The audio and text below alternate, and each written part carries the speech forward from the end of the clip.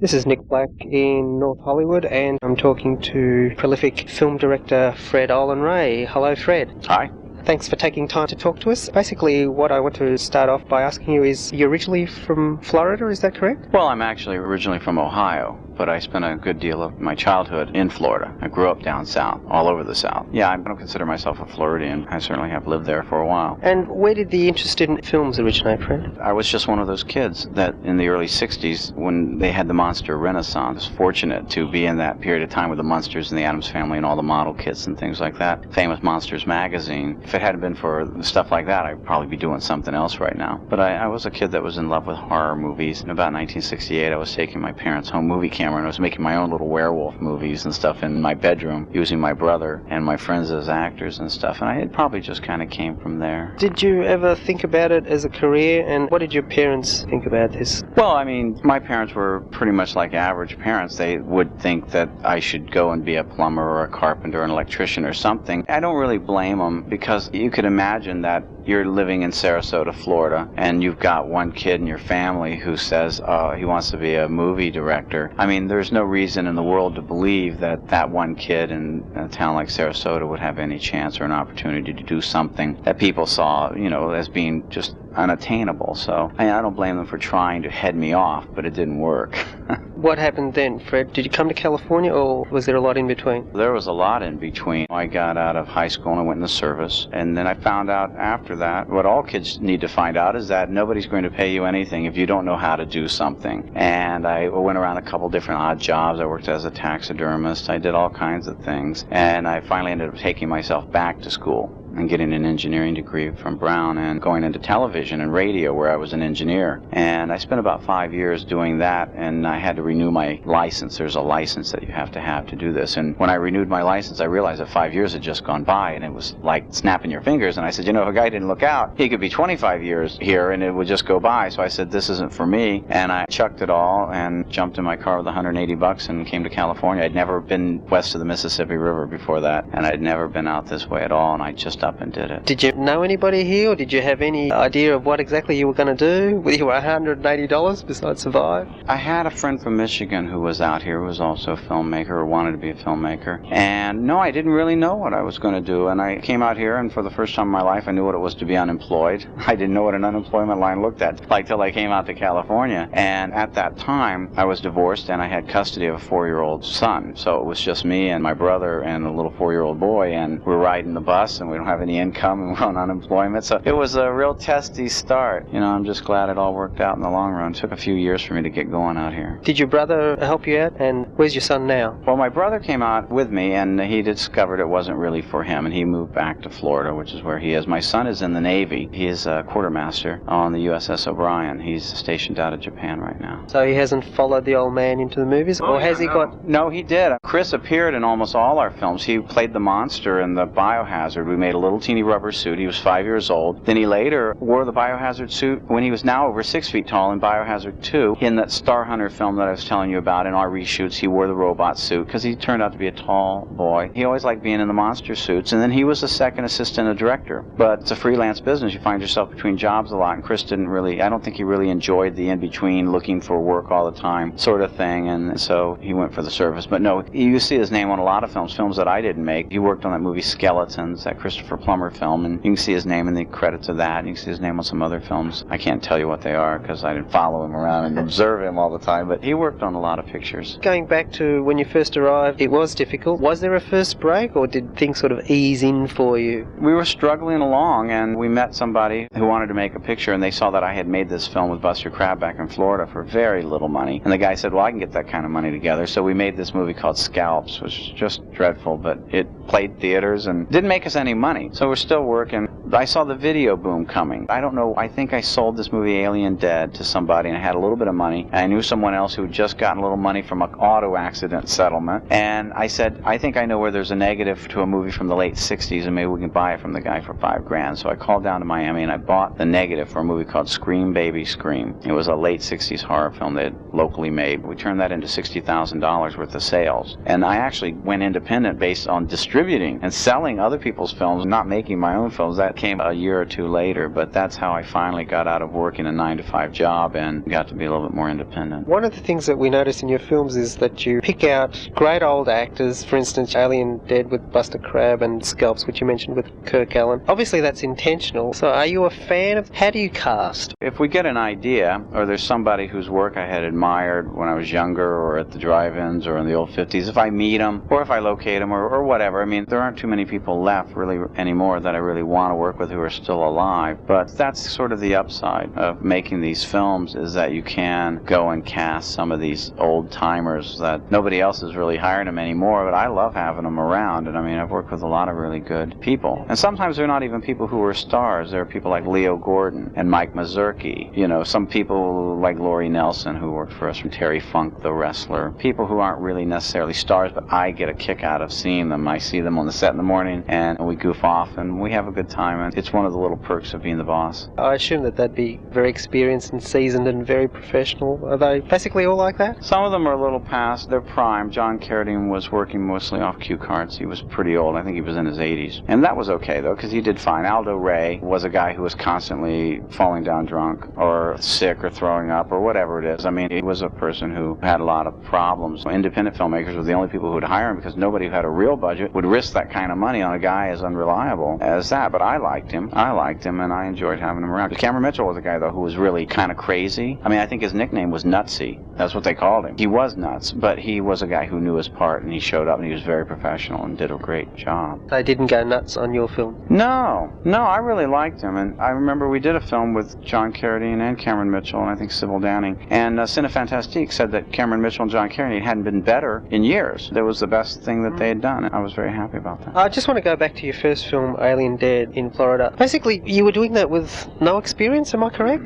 None at all. I had never made a sound movie before in my life. I had this little book. They might even still sell it. It's called Guide to Filmmaking. It was a little paperback book. And I literally had that book in one hand and my camera in the other hand. And I mean, some of the weirdest, strangest things happened to me during the making of that show. And it was just no crew, no people, no nothing. I mean, just dreadful things happened during the course of that film that it ever got finished and made for the money. Well, I think it only cost $12,000 to make the whole movie. At one point, I had to bust open an 8-track of Elvis that I took out of a guy's car and wind it up and record the sound on it, because we'd forgotten the sound tape, the raw stock, and left it back in town. We were in the swamp somewhere. I remember opening the magazine one time when I was changing the rolls of film. The magazine was full of leaves and twigs, and I always wondered, how did they get in there? I mean, it was full of like sticks and things, and I never could figure out how that happened. But you know, I mean, I'm turning around this camera on a swamp. I mean, I'm waist deep in the water, and I mean, God, if I'd have tripped or fallen or anything, who knows? And where did you get the financing for it, Fred? Well, I met a guy who was retired in Florida who had made a movie called I Drink Your Blood. He was out of the film business, but he wanted to get back in the film business. There was another guy who had a video company, and everybody agreed we'd put up $5,000 each. We thought we could make this movie for $15,000. I didn't really have that kind of money, but I had a motorcycle. My mother went down and co-signed a loan using my motorcycle as collateral. I got $2,500 from the bank, and then I worked 2 jobs during the week, and I worked day and night and filmed on the weekends. It only came to $12,000, so it probably shows how tired I was. I was really tired when I was making that because I was working so much. Did you actually show it here? I mean, did you try and get, you know what they do these days is they make a low-budget film and then they try and shop it to studios. Did you try that initially? No, we took it to New York and we showed it to a couple of Henry's friends because he was originally a New Yorker and he knew a lot of distributors, but video hadn't come along yet. Video wasn't what it is, and so the film really just kind of languished around for like a year or so until I actually moved to California. And once I moved out here, the video started kicking in and they were buying anything, and I do mean anything, so I was actually able to get a sale, and I sold the film outright. We sold it, everything in the world we owned on it, for $17,000. Figured we'd made $5,000 and let's forget about it. Obviously you had a lot of foresight. I'm one of those people that I'm always wrong. I mean, I worked in television and they said, you know, someday everybody will have a videotape player in their home. I said, impossible. You know what I mean? And I'm the same guy who said that soon everybody will have a computer. And I said, no way. No matter if I tell you that this isn't going to happen, it's a sure sign that it's going to happen. And, you know, and I'm the one who said I didn't think DVD would catch on. One thing's here in Hollywood, they make a movie a year, or, you know, if you're a director, you make maybe every 2 years or 3 years. You, after your initial films, just make movies like in the good old days when they were making, a director would make 5 movies a year. So what's your secret, Fred? I think I'm easy to get along with. I mean, I'm fast, and I have a respect for the budget. I try not to go over schedule or over budget. As good a film as somebody else might take twice as long to make. I don't engage the producers. I don't get in any battles with people over things, I mean, it's just, like I say, a lot of people, like some companies, like Roger Corman or somebody, they might make 20-some pictures a year. So it's not a big deal to make 4 or 5 films for a guy in a year, I don't think. And besides, what would I do with my free time? I would quickly spend all the money that I made on the first film. So I have to keep working to upkeep my lavish lifestyle. Right.